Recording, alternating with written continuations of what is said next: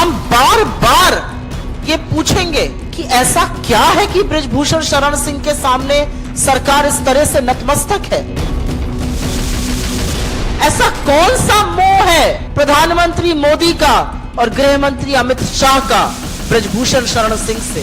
कौन सी उनकी अंदरूनी राजनीति है जिससे बृजभूषण शरण सिंह का संरक्षण खुद देश के प्रधानमंत्री कर रहे हैं? लाल किले की प्राचीर से महिला सम्मान की बात करते हैं और संरक्षण हमेशा आरोपियों का करते हैं। हम क्यों ना ये कहें कि ये बेटी विरोधी सरकार है। वो बेटी चाहे इस देश की सबसे होनहार खिलाड़ी हो या इस देश की महामहिम राष्ट्रपति, हर बार बेटियों के खिलाफ खड़े हुए ये क्यों पाए जाते हैं?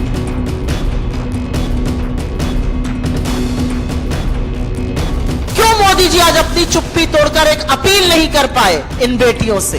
क्यों मोदी जी न्याय की गुहार लगाती हुई बेटियों को ये विश्वास, ये ढांढस नहीं बंधा पाते कि आपके साथ न्याय होगा?